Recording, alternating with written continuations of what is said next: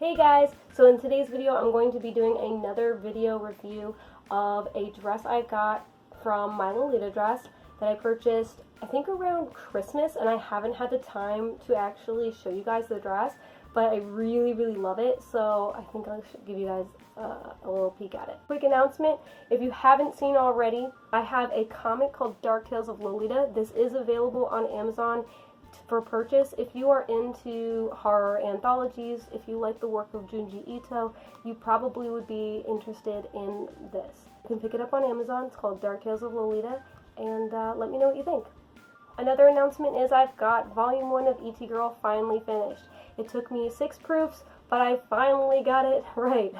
I had to use a different printing company, so this book is available on Lulu Publishing, but it's basically a sci-fi retro adventure story. If you like Dark Tales of Lolita and you want something that's a little more set in sci-fi, but you like my writing, you'll probably enjoy this one. I'll have links to both of these items down in the description below, so if you want to purchase either one of my comics, feel free to do so, and thank you for the support. So before I show you guys this dress, just like a bit of a background on it. There's always like a story with my dresses that I get. So I saw this dress on Instagram probably about October or so of last year, and I really liked it. I saw the ad from Devil Inspired for this dress, and it said it was like 60 bucks or something online, and I was just like totally stoked. I wanted it 100%. The art reminded me of Yuko Higuchi, and I really like Yuko Higuchi stuff. If you've not seen it before, it's basically someone who collaborated with Emily Temple Cute, and they did things like the Falling Alice print and Ballerina Bunny and all that. So this brand kind of reminded me of some of that stuff. In fact, one of the last dress prints I ran was a design that I made called Tiny Cat Circus.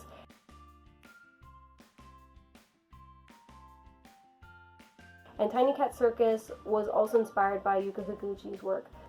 So this is the dress. I ended up finding it on my Lolita dress, and I was very happy to have found it because I had privately messaged Devil Inspired on Instagram asking when they would do a release of this dress again, and they never got back to me. So I went ahead over to my Lolita dress and I searched for the name Mushroom Cat, and I found that they had a few of them in stock. Now the one I originally wanted was the jumper skirt, and at the time my Lolita dress did have a jumper skirt version and a one-piece version, but the one-piece was actually cheaper, and also the jumper skirt version they had looked a little bit more like Alice in Wonderland because it was just the style of it.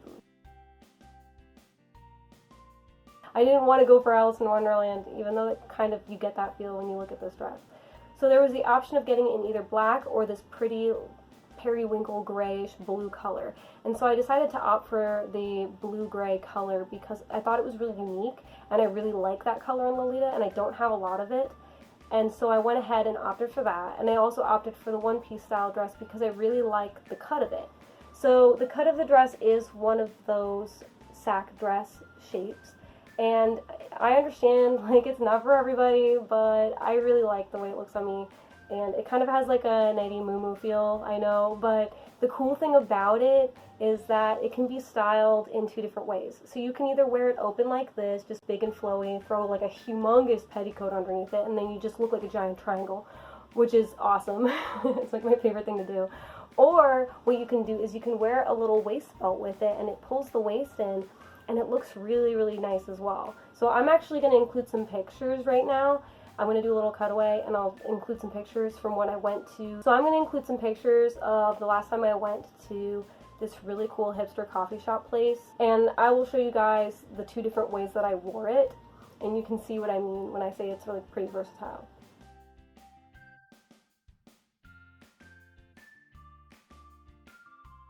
So the other detail I really liked about it, the reason why I chose this style OP, was the collar.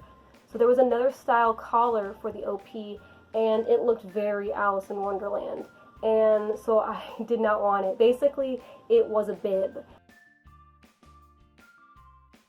And normally I love bibs on OPs, but the bib on this dress, with it being blue and with it having these little diamonds down here at the bottom, all I could think of was Alice in Wonderland, and I wanted to style this in a little bit of a different way. so people wouldn't get that feel. So that's why I opted for this collar instead.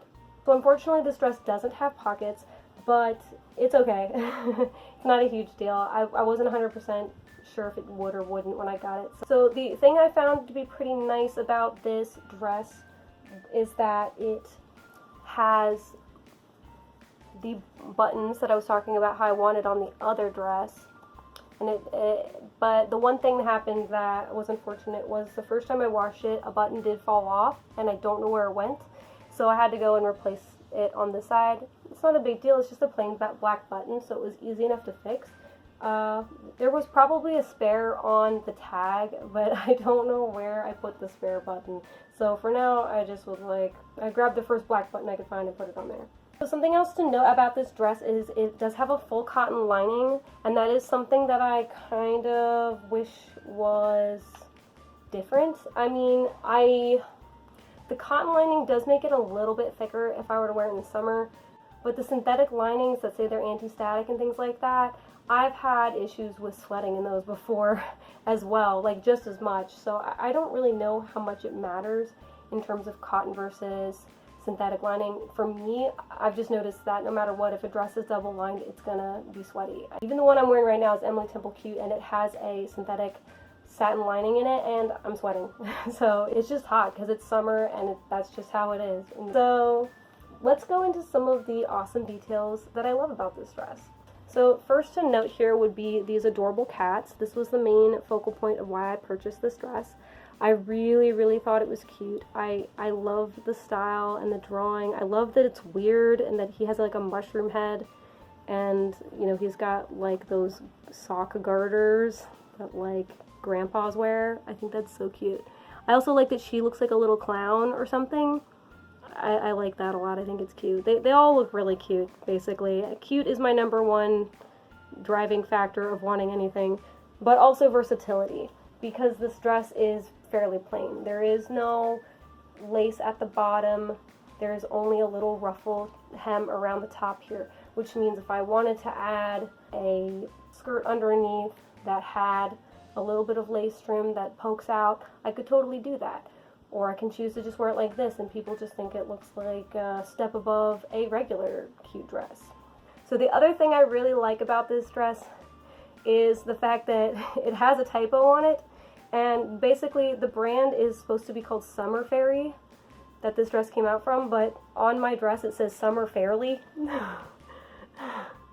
So it's fairly summer, you know? That makes me laugh. But yeah, so I do like this dress quite a bit. It is a very, very cute piece, and I think it was only about $65.